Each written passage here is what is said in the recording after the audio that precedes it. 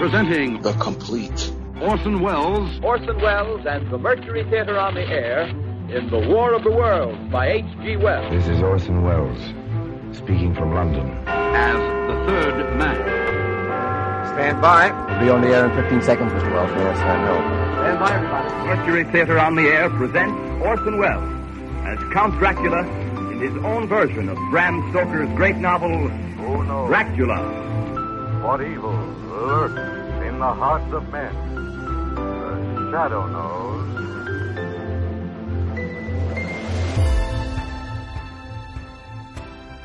Hello and welcome to the third episode of The Complete Orson Welles.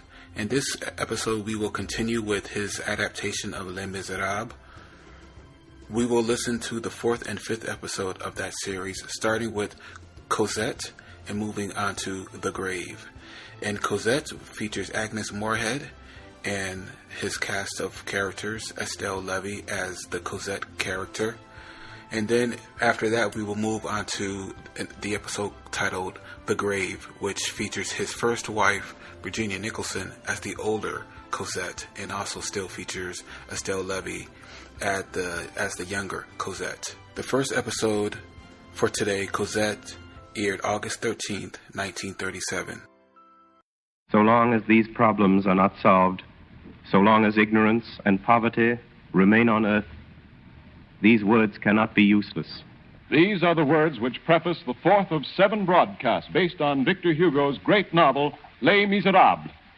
WOR and the Mutual Network present Orson Welles, distinguished young author, actor, and director, in an adaptation of the book which he has created especially for radio.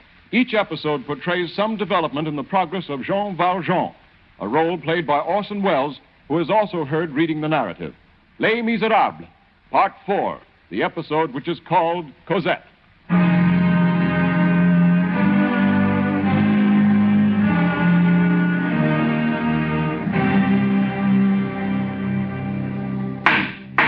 Jean Valjean, you are a hardened criminal and a second offender. You are charged with concealing your identity and changing your name. How do you plead? Guilty. You are so found by this court. Jean Valjean, you are sentenced to hard labor in the galleys under the double chain for the rest of your life. The notebook of Inspector Javert, July 1823. I have caught Jean Valjean. In a whole lifetime of service with the police, there is no entry in this book which has occasioned me so much satisfaction. I have caught Jean Valjean. I am affixing to this page an excerpt from a recent newspaper in Paris. Here it is. The Paris Journal, July 25th, 1823. An old convict has been brought to trial called Jean Valjean. The circumstances are extraordinary. In the district of Montreux, a gentleman called Monsieur Madeleine had, in acknowledgement of his services, been appointed mayor, and as such he was famed for his wisdom and his good works. But this man has been unmasked. The police authorities, thanks chiefly to the zeal of Inspector Javert, have disclosed the true identity of Monsieur Madeleine. He is none other than the convict, Jean Valjean. It appears that previous to his arrest, this man had succeeded in withdrawing from his bank a sum amounting to more than 500,000 francs, which he had deposited there and which, it is said, he had realized in his business. Since his return to the galleys, it has been impossible to discover where this money has been concealed. This is the end of the newspaper article. I think I can guess the motive of Jean Valjean concealing this money. His hope of escape. And there's another matter. The child, Cosette. The child of the woman Fantine. It was this Fantine whom I apprehended on the street and who Valjean, in the character of the mayor, protected from justice and in the compassion of one criminal for another, nursed through the illness from which she died. This child was abandoned at an early age to the care of some innkeeper. If I know Jean Valjean, the purpose of this money is the care of this child. I must find this Cosette. November 17th, 1823. Here is an excerpt from the Toulon Journal. Yesterday, a convict at work on board the galley ship Orient, on his return from rescuing a sailor, fell overboard and was drowned. His body has not been recovered. This man was registered under the number 9430, and his name is Jean Valjean. This finishes it. The case is closed. Jean Valjean is dead.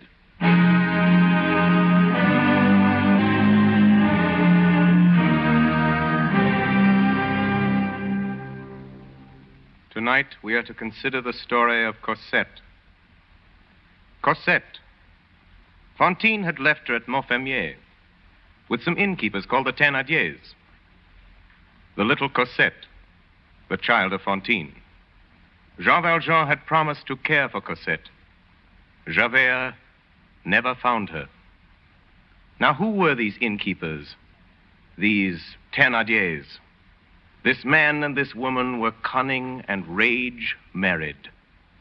A hideous and terrible pair. Cosette was between them, undergoing their double pressure, like a creature who was at the same time bruised by a millstone and lacerated with pincers. The man and woman had each a different way. Cosette was beaten unmercifully. That came from the woman. She went barefoot in winter. That came from the man. A ferocious mistress, a malignant master, a rascal of the subdued order. Thénardier's code as an innkeeper is interesting. The duty of the innkeeper is to sell to the first comer. Food, rest, light, fire, dirty linen, servants, fleas, and smiles, to charge for the open window, the closed window, the chimney corner, the sofa, the chair, the stool, the bench, the feather bed, the mattress, the straw bed. To know how much the mirror is worn and to tax that. To make the traveler pay for everything, even to the flies that his dog eats. Cosette was their only servant. And this child of 8 did the work of a full staff. She brushed, scrubbed, swept, ran errands, lifted heavy things, puny as she was. And the moment the poor girl wearied in her back-breaking tasks, the huge figure of Madame Thénardier loomed above her, shrilling commands through the inn. Cosette! Cosette! Oh, there you are. Well, what have you been doing? Nothing as usual. You know we need more wood for the kitchen. Get it. There, that'll teach you to waste time.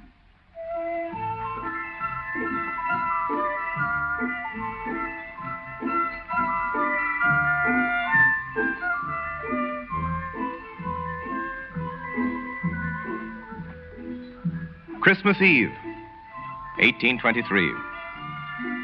Pretty windows, candy booths, toy stores, parties, and good things to eat. Little shoes at the fireplace for Father Christmas to fill. Christmas Eve. Festivity in the little town of Montfermier. Extra work at the inn. Extra work for Cosette. You girl, have you watered my horse? Oh, yes, monsieur. He drank the whole bucketful. Ah, that's a lie. He has a way of blowing off when he's not had water that I know well enough. Get some more water, Cosette. Excuse me, ma'am. There is no water. Well, then go get some. Oh, where must she go for it? To the spring. But it's night. It's as black as an oven. Yes, it would take a cat to go along the streets without a lantern tonight. She'll go. She can see. Here, mademoiselle, get a big loaf of the baker's as you come back. Here's 15 sous. Yes, madame. Now get along with you.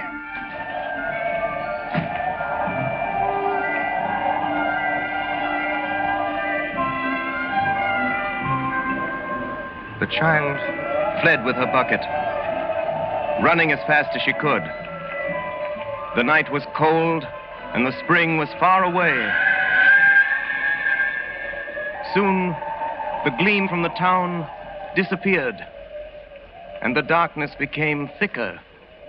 It was no longer Montfermier. It was open country. Dark, terrifying country. The child's heart pounded at her ribs, with their ghosts moving in the trees. Time after time she faltered and started back towards the inn. But always there appeared to her the more dreadful specter of Madame Thénardier, and she went on. At length she arrived at the spring. Cosette did not take time to breathe. She felt in the darkness for a young oak which bent over the spring, found a branch, swung herself from it, bent down, and plunged the bucket in the water. In that movement, she did not notice that her apron pocket emptied itself into the spring. The 15 sou piece fell from her dress and dropped into the water. Cosette neither saw nor heard the coin fall. She was anxious to start back at once, but the effort of filling the bucket had been so great that it was impossible for her to take a step. For on this night, this starless, terrifying Christmas night, that bucket was heavier than ever before. The woods were blacker. The wind was colder. The child tugged at the stooping weight and managed a few steps. Terror gripped her. Terror. Terror of something she couldn't see. She began to count aloud. 1, 2, 3, 4, 5, 6, 7, 8, 9. 1, 2, 3.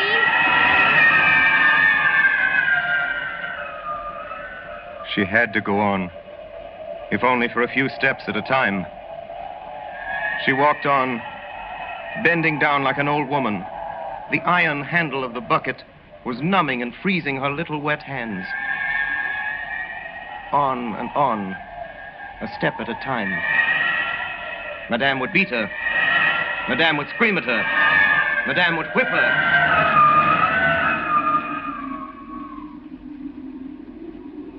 All at once, the weight of the bucket was gone. A hand had caught the handle and was carrying it easily. Cosette raised her head and saw a large, dark form beside her in the gloom. And she was not afraid. Oh, thank you, monsieur. My child, that's a heavy bucket you're carrying there. Yes, monsieur. Give it to me. I'll carry it for you. Here we are. It's very heavy indeed. You're a little girl for such a big bucket. How old are you? 8 years. Have you come far this way? From the spring in the woods. Are you going far? Oh, yes, monsieur. A good quarter of an hour from here. Little girl? Yes, monsieur. Have you no mother? I don't know, monsieur. I don't think I have. All the rest have one. For my part, I have none. I don't believe I ever had any. What's your name? Cosette. Where do you live? At Montfermeil. Oh, is that where we're going? Yes, monsieur. Who is it that sent you out to the woods, after water, at this time of night? Madame Thénardier. Oh. And what does she do, Madame Thénardier? She is my mistress. She keeps the tavern. The tavern? Well, I'm going there to lodge tonight. Show me the way. Monsieur, we are going there.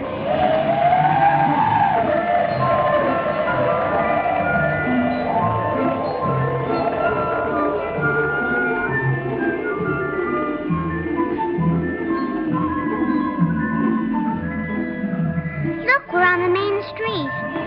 How far is the inn? We are close by it. Monsieur, may I take the bucket now? What for? Because if Madame Thénardier sees that if anybody else brought it for me, she will beat me. Oh, not on Christmas, my child. Is it Christmas, monsieur? Oh, it's you, is it? Well, you've taken your time. Madame, here is a gentleman who is coming to lodge. What? Oh, monsieur, come in. Have you a room? My brave man, I'm sorry, but I have nothing. Put me anywhere. In the garret or in the stable. I would pay as if I had a room. 40 sous? Very well. 40 sous. In advance. I don't lodge poor people for less. I shall want some supper. If you're prepared to pay, monsieur, very well. Oh, I forgot the bread. Cosette! Cosette! Oh, madame, the baker was closed. You ought to have knocked. I did knock, madame, but he didn't open. I'll find out tomorrow if that's true, and if you're lying, well, give me back the 15 sous. Come, don't you hear me? Have you lost it, or did you steal it from me? Well, answer. It's gone, madame. Forgive me, please, madame. Oh, so you lost it. It must have slipped from my pocket at the spring. Oh, madame, it won't ever happen again. I should say not. I'll teach you to lose my money. Where's that whip? No, madame, don't whip me, please. Madame. Don't whip me, madame. Madame. I beg your pardon, but I just saw something fall out of the little girl's pocket and roll away. This may be it. Here it is. A 20 sous piece? Yes. Isn't that what you gave her? Why, yes. Yes, that's it. Cosette, don't ever let that happen again. Get to work. Now, monsieur, Let me show you to your room.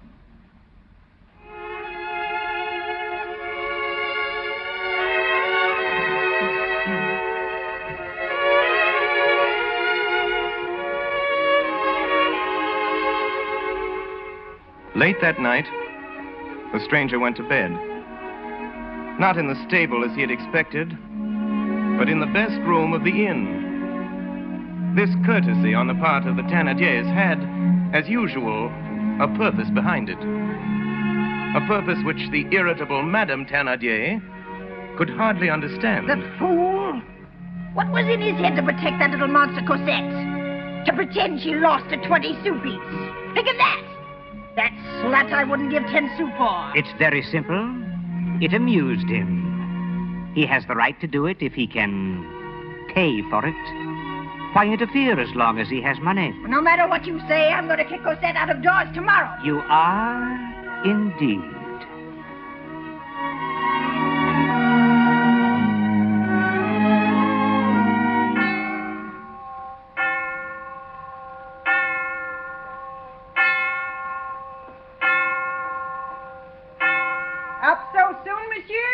Are you leaving us already? Yes, madame.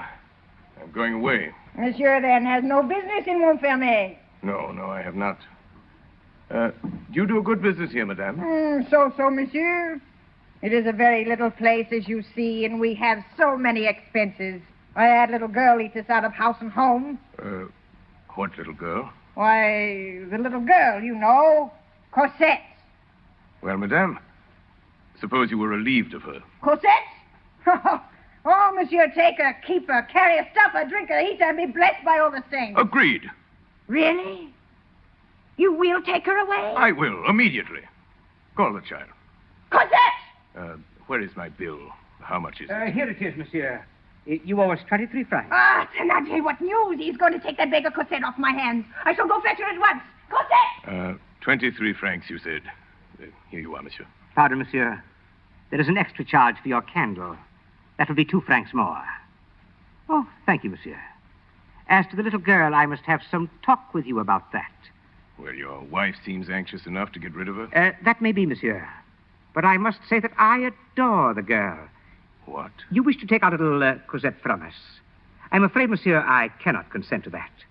It is true the child cost us money. It is true the child has faults, but we love her. We must all do something for God. After all, one does not give his child to the first traveler, you understand? I do not even know your name. Now, if I were to see perhaps some paper you have, a passport, perhaps? Monsieur Thénardier, people do not take a passport to come 5 leagues from Paris. If I take Cosette, I take her. That is all. You will not know my name or my abode. You will not know where she goes. And my intention is that she shall never see you again in all her life. Do you agree? Yes or no? In that case, monsieur, I must have 1,500 francs. I was prepared for this. 1,500 francs. There it is. Come along, dear. You're not frightened of me, are you? Here she is, monsieur. Wrap yourself up, child. It's cold, and we're going away. Wait, monsieur. My money. I've given you 1,500 francs, Monsieur Thénardier. You have your money. Come, Cosette. What luck, husband. He has taken the little wretch, and we have 1,500. Ah, don't be a fool. We might have had thousands. Why did he come here for the ugly brat? Who is he? In heaven's name, who is that man?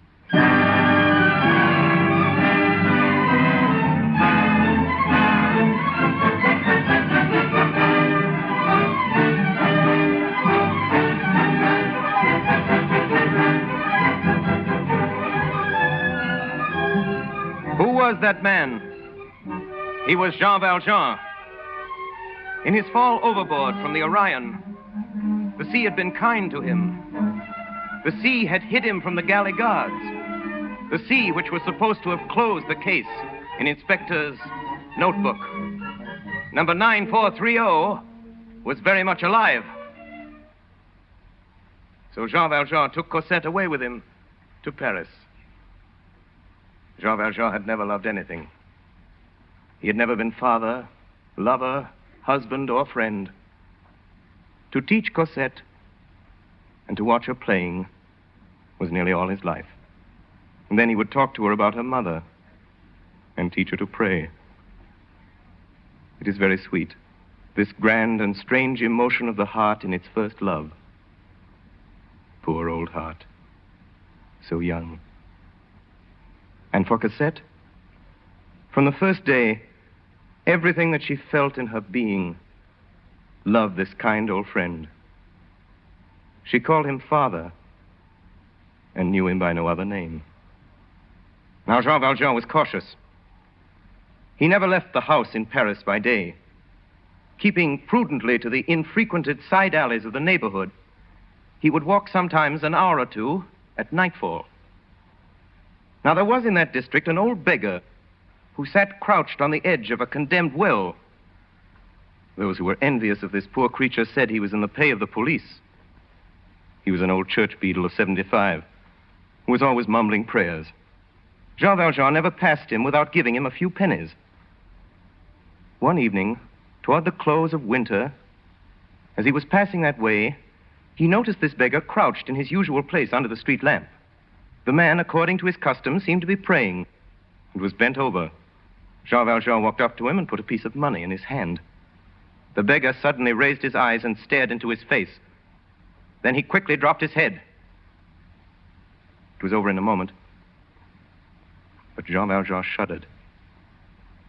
It seemed to him that he had seen by the light of the street lamp not the calm, sanctimonious face of the old beadle, but a terrible and well-known countenance. Some instinct kept Jean Valjean from speaking. He gazed at the crouching figure. The same form, the same rags as on the other day. He told himself he was mad, and he hurried home. T-R-E-E. See the bird in the tree. T-H-E. Cosette! What is it, Father? Quiet.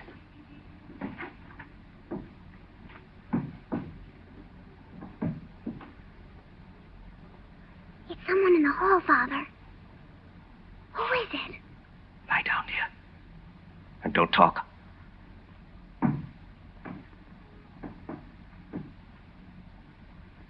He stopped, Father.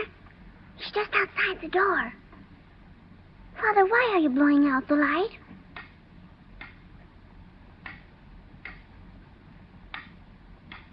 Father? Little one, you must go to sleep. Yes, Father. But what does he want out there? Please, Cosette. Yes, Father.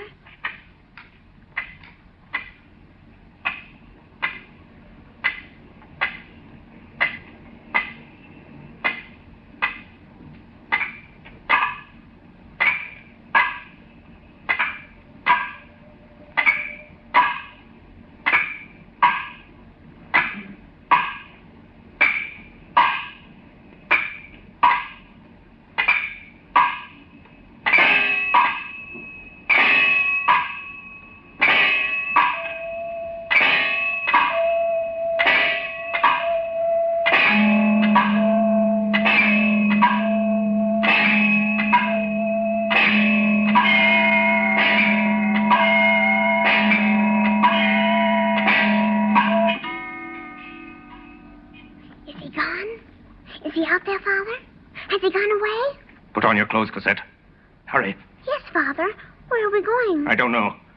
Are we going far? We're leaving Paris. Tonight. Has it something to do with that man in the hall, Father? Father, what was he doing? Peeking in? Do you know him? I know him. What's his name, Father?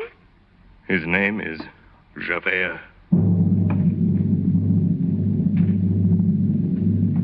Through the sleeping city, through the narrow, silent streets, running, creeping, doubling, backing, describing 100 sly patterns in the labyrinth of back courts and alleys and passageways, ran these two hunted beings.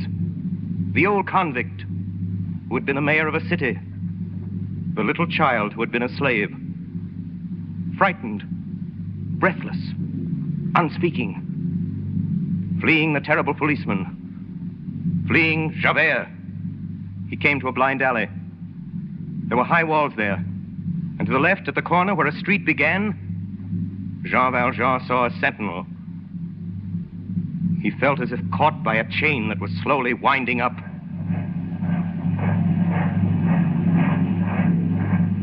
At this moment, a muffled and regular sound began to make itself heard at some distance. Soldiers. Jean Valjean saw the gleam of their bayonets. They were coming towards him. They came slowly, stopping to examine the recesses of the walls, to search the entrances of doors and alleys. Javert led the way. There was only one thing possible. In the prison ships, the old convict had learned a strange art. The art of climbing without ladders or ropes, of supporting himself by the back of his neck, his shoulders, his hips, and his knees. The art of raising himself straight up the right angle of a wall to the height of a 6th story. Jean Valjean looked up the wall and measured the distance with his eyes. About 18 feet. The difficulty was Cosette. He needed a rope. Where could he find a rope? At midnight, on a deserted street. Then, Jean Valjean saw the street lamp. Now, at that time, there were no gas lamps in the streets of Paris. The lamps were raised and lowered by cords. Traversing the street from one end to the other were these cords. The wheel on which the rope was wound was locked below the lantern in a little iron box. Jean Valjean sprang the bolt of this box, and an instant after was back at the side of Cosette. He had a rope. A half minute, and Jean Valjean was on the top of the wall. Another, and he pulled up Cosette. The next instant, they were safe. Safe on the other side. Where's the blind alley? He's got to be there. Search this. He can't vanish. He can't back. He can't fly. Search for him. He's got to be there.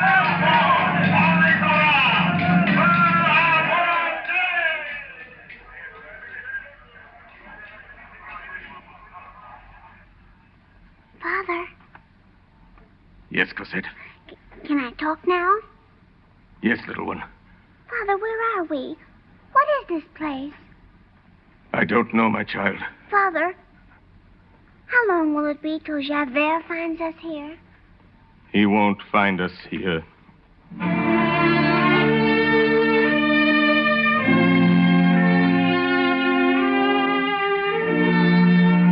The Notebook of Inspector Javert, January 9th, 1818. This is the anniversary of Jean Valjean's escape.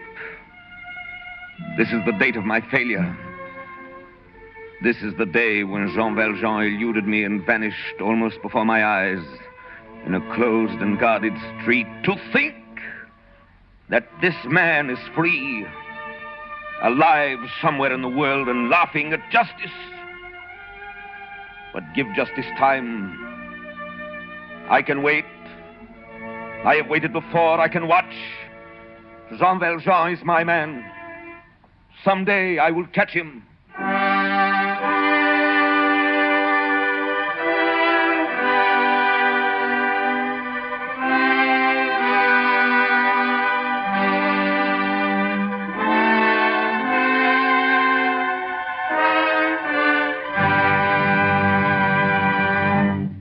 WOR and the Mutual Network have brought you Part 4 of Victor Hugo's absorbing masterpiece, Les Misérables, the episode which was called Cosette. Orson Welles, distinguished young author, actor, and director, played the role of Jean Valjean and was also heard reading the narrative passages which bound together the dramatic action. Assisting Mr. Welles were Martin Gable as Javert, Estelle Levy as Cosette, Agnes Moorehead, Ray Collins, William Johnstone, and Hiram Sherman. Next Friday evening at 10 o'clock Eastern Daylight Saving Time, we shall present Les Misérables in its 5th phase, the episode which is called Marius.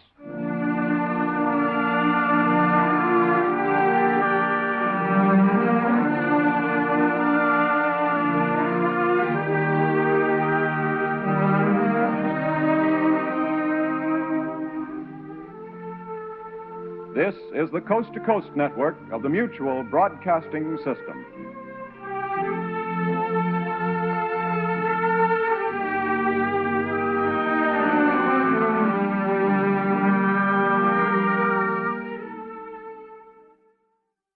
Well, that was Cosette, and now we will move on to The Grave. This episode aired August 20th, 1937. So long as these problems are not solved, so long as ignorance and poverty remain on earth, these words cannot be useless. These are the words which preface the fifth of 7 broadcasts based on Victor Hugo's great novel, Les Misérables. WOR and the Mutual Network present Orson Welles, distinguished young author, actor, and director, in an adaptation of the book which he has created especially for radio.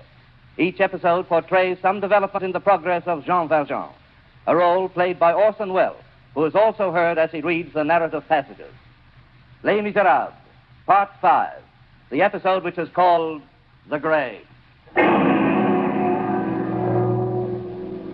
Hold! Hold! Hold! Hold! Who goes there?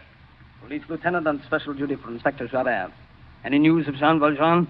Have you caught him? Caught him? We thought we caught him. Just look. Bright moonlight. 24 of us. A whole street full of police. A blind alley and Javert himself. And would you believe it, Lieutenant? He got away. I'll bet Javert's boiling. Where is he now? Out in the fields with the first squad. Javert swears he'll find him if it takes every policeman in Paris. He hates that man so much it frightens you. There's something between those two that's worse than hate. Whatever it was, it happened years ago, when Javert was an inspector in some town in the south, and this Jean Valjean was the mayor. Valjean, the mayor? Oh, yes. Made his fortune in business, he did. And still has the money somewhere, hidden away. He called himself Monsieur Madeleine in those days. But you can't fool Javert. Javert found him out and sent him back to the galley ship. The double chain. How did Valjean get out of that? How did he get out of this tonight? And mark you, Lieutenant, this time he had a child with him. Yes. Javert has spoken of that child. Yes. The offspring of some criminal woman, Jean Valjean, protected from Javert when he was mayor. It is very sordid. But where did they go? Where could they go?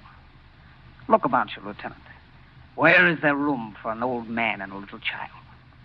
What's beyond those walls? Oh, what does it matter? No living man could climb those walls. These things are not to be understood. The convict has vanished, and there's an end to it. And if I know Jean Valjean, he won't be caught. Yes, my friend. But if I know Javert, you'll go on hunting him.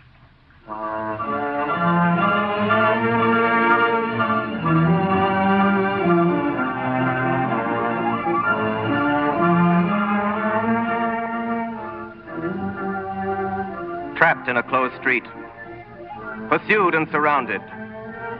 But Jean Valjean had escaped. Javert had found him out in his hiding place and chased him that night across the city of Paris till he came to this blind alley. A squad of police, a lone man, and a little child.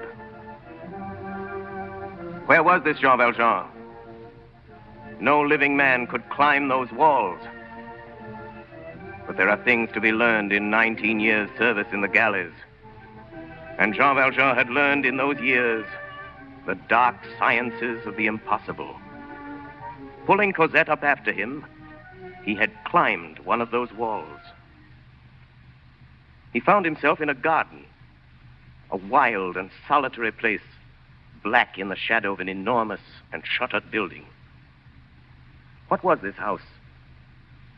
Wrapped snugly in his greatcoat, Cosette, the little child, soon fell asleep.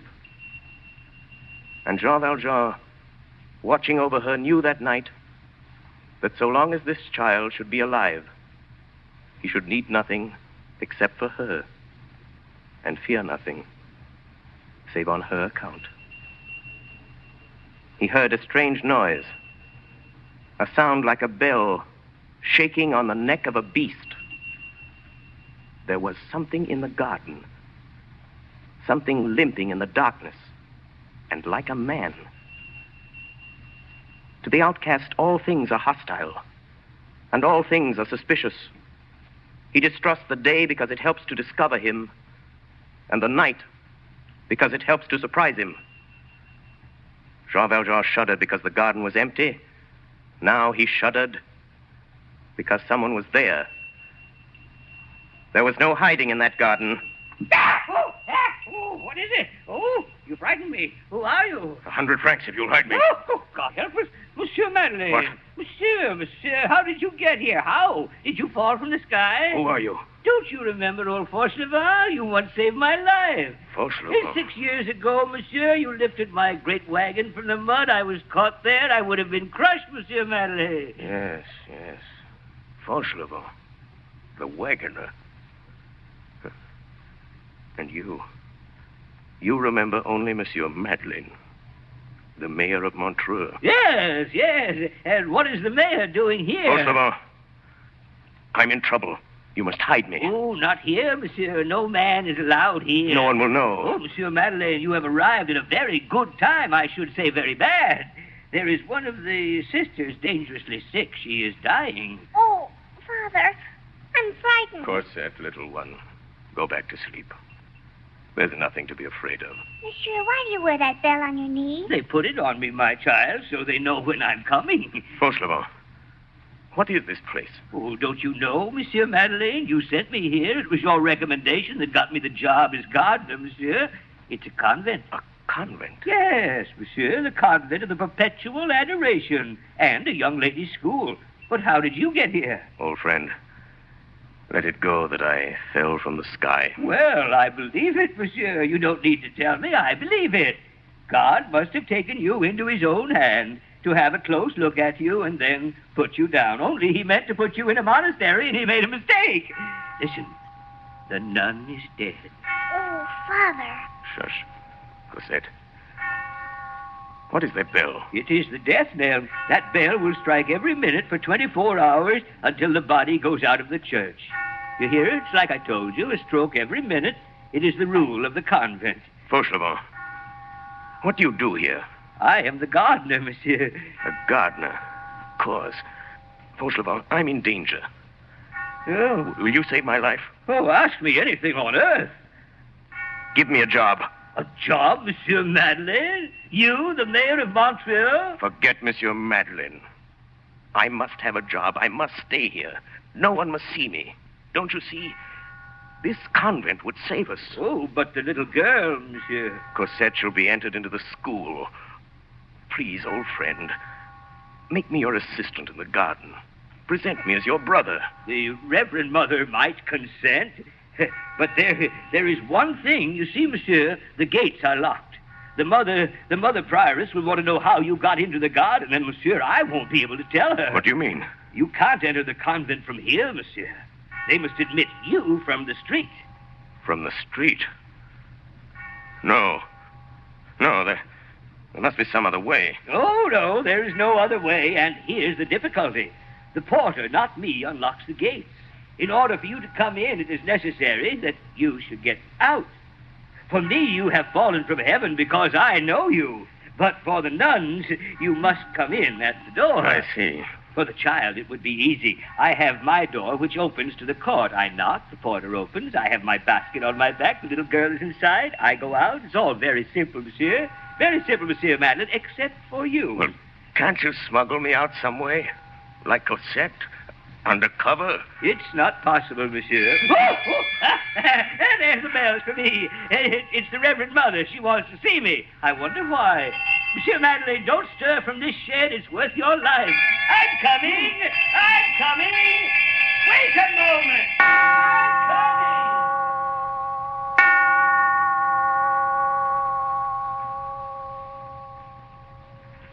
Reverend Mother, you sent for me?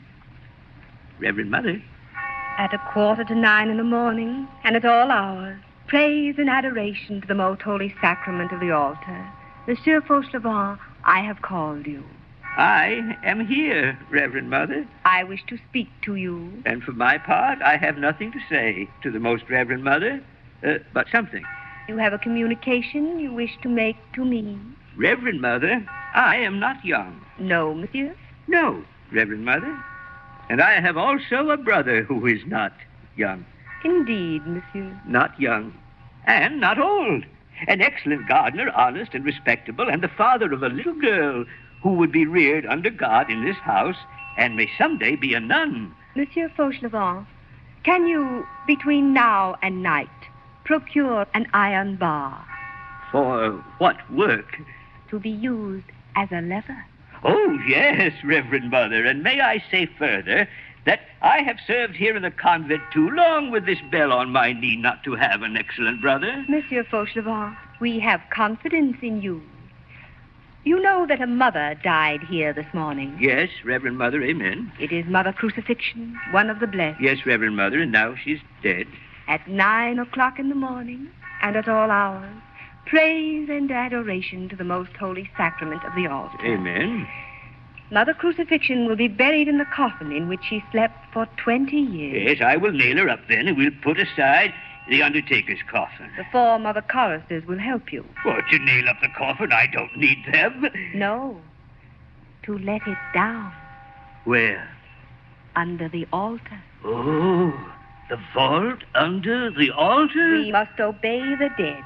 To be buried in the vault under the altar of the chapel, not to go into profane ground, to remain in death where she prayed in life. That was the last request of Mother Crucifixion. She asked for it. But it's forbidden. Forbidden by men, and joined by God. If it should come to be known.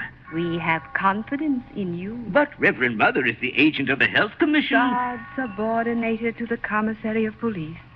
Such is the case. Is it settled? It is settled, but I limp. I need help. To limp is not a crime, and it may be a blessing. Monsieur Fauchelevent, I am satisfied with you. Tomorrow, after the burial, bring your brother to me. Yes, Reverend Mother. And his daughter also. We will admit her to the school. At 9:15 in the morning, and at all hours, praise and adoration to the most holy sacrament of the altar.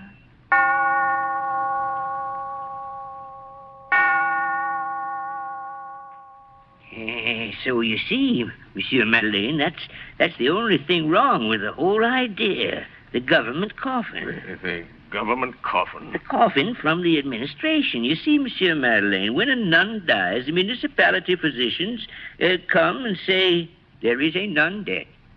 The government sends us a coffin, and the next day a hearse and some bearers to take it to the cemetery. The bearers will come tomorrow, and there'll be nothing in the coffin.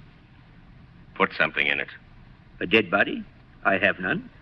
Put me in the coffin. Yeah. Oh, Monsieur Madeleine, put you in the coffin. I've got to get out of here, and I mustn't be seen. But, Monsieur, it's impossible. Suppose you should sneeze. Fauchelevent, I must decide now either to be taken here or to go out in that hearse. There's only one thing that worries me.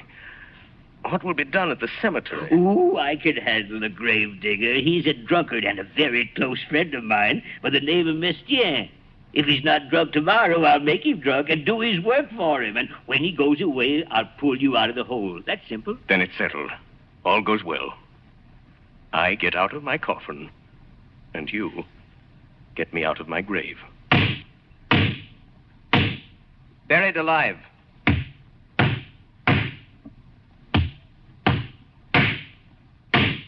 Jean Valjean had arranged his coffin so he could live in it and breathe a very little. He was calm. He counted on that drunken gravedigger, old Fauchelevent's friend, the gravedigger Mestienne. The plans were perfect. They would take him in the coffin to the graveyard, thinking he was the nun. The priests would read the services and go away. Then Fauchelevent would take this Mestienne to a tavern, and Jean Valjean would be left in the grave. He would wait patiently. Then Fauchelevent would return, alone, and he would be released. He was confident of the result. The 4 boards of the coffin exhaled a kind of terrible peace. It was as if something of the repose of the dead had entered into the tranquility of Jean Valjean. Jean Valjean felt himself lifted by the pallbearers.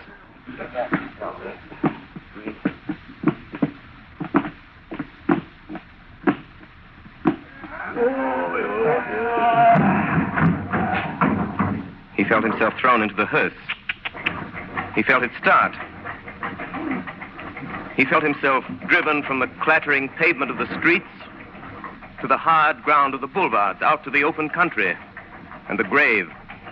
The boards of his coffin were thin, and Jean Valjean, lying there, could hear clearly what was spoken above him. Pull up! Pull up! Rein in, driver, let me on. Who are you? I'm the grave digger. The grave digger? You? The grave digger, me, let me on. The grave digger is Father Mestienne. The grave digger was Mestienne. He is dead. I am the grave digger. I tell you, the grave digger is Father Mestienne. After Napoleon, Louis XVIII. After Mestienne, Gribier. Peasant, my name is Gribier. Oh, so Mestienne is dead, is he? Oh, let's go have a drink. I never drink. Comrade, I am the grave digger of the convent. My colleague, I salute you. Let's have a drink. I have studied. I have graduated. I never drink. Comrade Gravedigger, we must make each other's acquaintance. It is made. You are a peasant. I am a Parisian. Yes, I don't think you know, my comrade, how important it is that we know each other very well. Oh, very well indeed, comrade. Over a glass of something strong. I have told you, peasant, I never drink. Please, comrade Gravedigger. I ought not to be a gravedigger. I was intended for literature. Indeed, peasant, I am still a public scribe. Then you are not the gravedigger? One does not prevent the other, peasant. I accumulate. Good. Let's have a drink. Let's have a drink. Let's have a drink. Ding, dong, liquor, liquor. Have you no other topic of conversation? I'm a superior man, peasant. By day, I am a letter writer. I am the scribe of our most prominent bakers and cooks. In the morning, I write love letters. In the evening, I dig graves. Such is life. Just one little good strong drink. Business first. Whoa! Here we are at the graveyard. Here is the good priest and his choir boy waiting for the performance of the last rites. And here is my beautiful fresh grave. Come, peasant, lend a hand with this coffin. Every word, clearly. Jean Valjean could hear clearly what was spoken above him.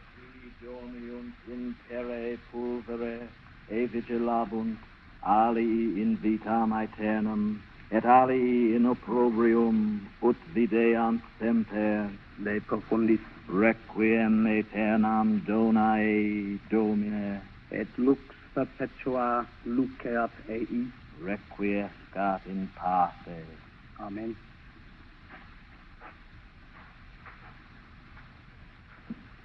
Jean Valjean heard suddenly a sound above his head, which seemed to him like a clap of thunder.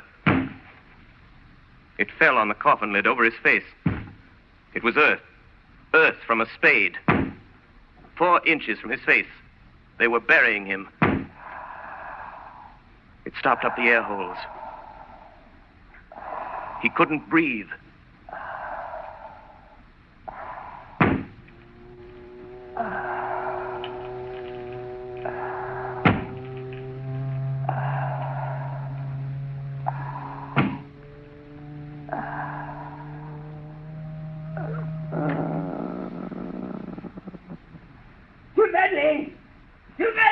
I sent him away. I stole his gravedigger's card and sent him home after it. You're safe. I fooled that Gribier, Monsieur Manley. Monsieur Manley? Monsieur Manley! Monsieur Manley! Why don't you answer me? What's wrong with you, Monsieur Manley? I'll get you out of that. Monsieur Manley! Monsieur Manley! Monsieur Manley! Are you alive? Monsieur Manley! He's dead! He's dead. He's suffocated. Monsieur Manley! Oh, what shall I do? What shall I do? This little girl, what shall I do with her? Oh, Monsieur Madeleine, the best man that God ever made, Monsieur Madeleine. Monsieur Madeleine, Your Honor. Monsieur Madeleine? He doesn't hear me. He's dead. Ah! Don't open your eyes! Oh, I can't stand it! Don't open your eyes at me! Fauchelevent, what's wrong with you? Oh. Aren't you dead? I thought you were dead. So did I. Don't open your eyes at me if you're dead. I can't stand it. Fauchelevent. Out of the clouds and up from the dead. I can't stand it. Dear old friend. Just a minute. I'll be myself again. Did you faint, monsieur? Can you breathe again? Dear old friend, we must go get Cosette and take her to the convent. Fauchelevent. Just give me time. I'm old, but I'll get used to it. You can get used to anything, but oh my God, out of the sky and the grave in the same day, down from the cloud and up from the dead. Oh my God, I can't stand it. I can't stand it.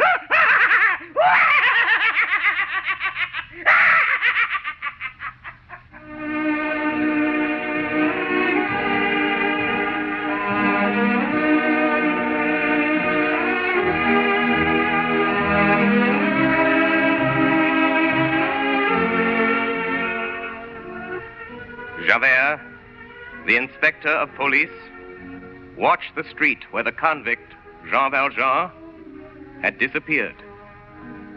A hearse came out of the convent and passed Javert on its way to the cemetery.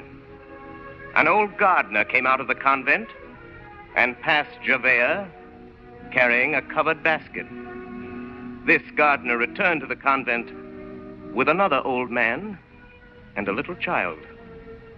He passed Javert in a carriage. For 3 months, Inspector Javert watched that street, and then he went away. In the convent, all was peace. The community was grateful for the services of its gardener. His niece was admitted to the school, and his brother was given a post as his assistant. So all went well for Jean Valjean. The years passed by. Cosette growing up in the school. Jean Valjean close to her in the convent garden and watching her as she grew. Omnia vincit, ad astra per aspera. And so she grew. Non eget Marius, Iaculis nec arcu nec venenatis, gravida sagitis, usque peretra. When Cosette was 14, Jean Valjean withdrew her from the convent school. He took a little house for her in the outskirts of the city, and they lived there together, very quietly. Perhaps the police had forgotten Jean Valjean. Perhaps Javert had stopped watching. You have an interesting story, monsieur. Now, what is your name again? This is simply for the record. Marius. Marius Pontmercy. Age? 20. Occupation? I'm a student. When did you meet this girl, Cosette? And why have you come here to the police? I saw her first 3 years ago in the Luxembourg. She used to walk there with the old gentleman, her guardian. And I've come to you because she's disappeared. Is the house empty where this couple lived? Deserted. You've searched for them and inquired after them diligently, and their whereabouts are unknown. What do you suspect? Well, I don't know. The old gentleman was eccentric. Explain yourself. Well, he kept strangely to himself. He never left the house except at nightfall. It was almost as though, well, as though he were hiding from someone. And the girl, Cosette? She is quiet, monsieur, but very beautiful. I see. When you last saw this Cosette, did she speak to you of anything untoward? Can you remember any circumstance which struck you as peculiar? Yes, monsieur. The old gentleman seemed frightened. Frightened of what? Well, I can't explain it, monsieur. There was a man Cosette had seen, or thought she'd seen, standing on the edge of the garden. The old gentleman seemed to be frightened of that man. Did you see this man? I don't know. I saw a shadow. If it was a man, he was big like yourself, monsieur. And I don't know how he got there or how he moved so quietly. Cosette said that he wore a long gray coat and a flat hat and carried a stick. I remember her telling Monsieur Fauchelevent. Is that what he calls himself? What did you say, monsieur? Nothing. How long afterward did they disappear? Why, they must have left that night, monsieur, when I'd gone home. It's 5 weeks now since I've seen her. Monsieur Marius, don't trouble yourself any further. Your loved one shall be returned to you. I will look for that girl, and I will look for that man. I will look very carefully for that man, and I will find him. If you hear anything else, please notify me at once here at police headquarters. My name is Javert. Good day, monsieur.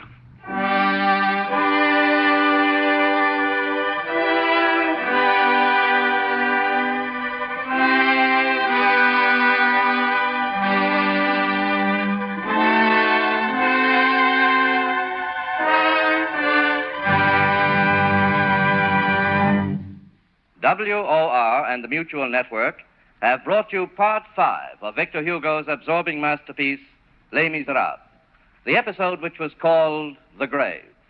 Orson Welles, distinguished young author, actor, and director, played the role of Jean Valjean and was also heard reading the narrative passages. Assisting Mr. Welles were Martin Gable as Javert, Ray Collins as Fauchelevent, William Johnstone as Marius, Peggy Allenby, Virginia Wells, Estelle Levy, Hiram Sherman, and Everett Sloan. Next Friday evening at 9:30 o'clock, Eastern Daylight Saving Time, we shall present Les Misérables in its 6th phase, the episode which is called The Barricade.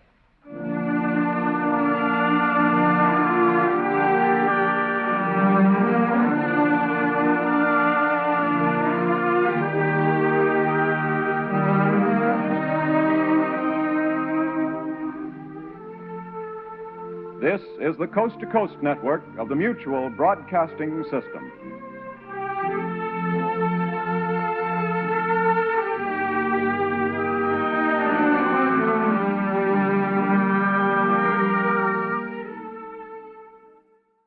Well, thank you for listening to this week's episode. You can find more episodes and podcasts on my website, otr.duane.media. You can also donate if you like to show your support for my podcast. It is how I make all this possible, all through your support. You can go to my website and click the donate link or become a patron. You can offer a one-time donation or a monthly donation or patron subscription. Any support you offer is greatly appreciated. You can also find me on Instagram at duane.otr. And your feedback and comments are welcome at my email, info@otr.duane.media. As always, hope you enjoyed, and until next time, stay safe and wish you well. Peace.